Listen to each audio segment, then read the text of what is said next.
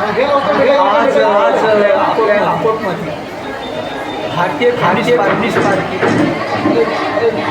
फायटक संलग्नित भारतीय कम्युनिस्ट पार्टीचा मोर्चा 1 सप्टेंबरला चलो दिल्ली हा नारा घेऊन आपल्या अकोटमध्ये एक महामोर्चा आपण इथे आयोजित केलेला होता.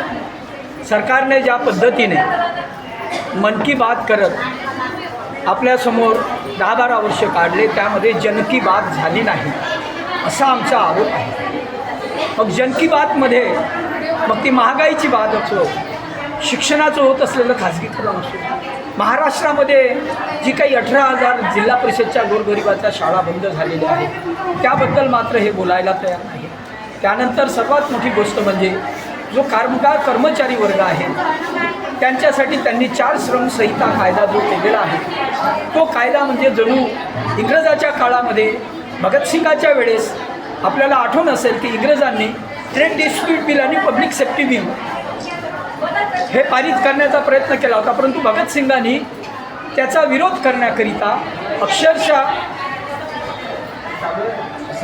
असेंब्लीमध्ये बॉम्ब फेकला होता, कागदाचा बॉम्ब फेकला होता. तो काही याच्यासाठी म्हणतो तो आवाज बहिऱ्या सरकारला आवाज यावं यासाठी.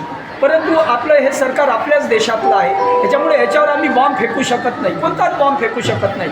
परंतु लोकशाहीने संविधानाने जो आम्हाला अधिकार दिलेला आहे तो अधिकार म्हणजे काय म्हणतो आपण स्पीच बोलण्याचा अधिकार तो आम्हाला, त्यामुळं आम्ही एकत्र होऊन सरकारच्या विरोधामध्ये हे झालेलं का 4 श्रम संहिता कायदा म्हणजे याच्या आधी जे 14 कायदे होते ते मोडून सरकारने त्याच्यामध्ये 4 श्रम संहिता कायदा आणला. आता याच्यामध्ये बघा हा ट्रेड डिस्प्यूट बिल आणि पब्लिक सेफ्टी बिल म्हणजे जनसुरक्षा कायदा, जनसुरक्षा कायदा नसून सरकारची सुरक्षा कायदा आहे असं आम्हाला. कोणी बोललं तर नक्षलवादी,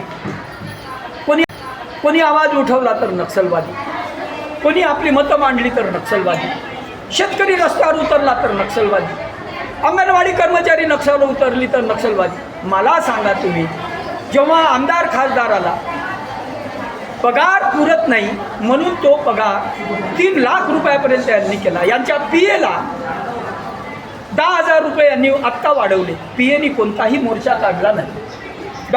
ड्रायव्हरला 10,000 रुपये. मला सांगा की यांनी कोरोना काळामध्ये ज्या पद्धतीने अंगणवाडी कर्मचाऱ्यांनी जे काही कार्य केलं ते कार्य अतुलनीय आहे. ते कार्य इतिहासात जमा होईल, इतिहासामध्ये त्याची नोंद होईल असं कार्य होतं त्यांनी आपला जीव धोक्यात घेतला. सरकारने त्यांच्यावर फुलं वर्षवली, सरकारने त्यांना कोरोनावीर म्हटलं. शब्दानं चालत नाही, शब्द खेळाने चालणार नाही.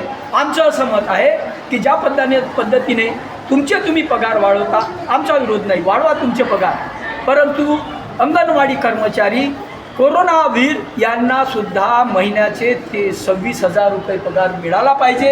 यासाठी हा नारा घेऊन आम्ही हे जे बहिरं सरकार आहे, मन की बात सरकार आहे, ते इथे येऊन त्यांना काही ऐकू जात नाही म्हणून सरळ त्याला ऐकू जाण्यासाठी 1 सप्टेंबरला मोदी की मगरूरी है, बीजेपी की मगरूरी है, बदलाव जरूरी है हा नारा घेऊन आम्ही सर्व किसान, कामगार, मजूर, आदिवासी, विद्यार्थी आणि खरं म्हणजे जंतर मंतरवर जो विद्यार्थ्यांवर अत्याचार झाला, झारखंडमध्ये जो विद्यार्थ्यांवर अत्याचार झाला, कोणाचंही सरकार असो विद्यार्थ्यांवर अत्याचार झाला त्याचा विरोध करण्यासाठी, त्याचा निषेध करण्यासाठी आम्ही चलो दिल्ली 1 सप्टेंबरला हा नारा घेऊन आमच्या अकोटमध्ये हा कार्यक्रम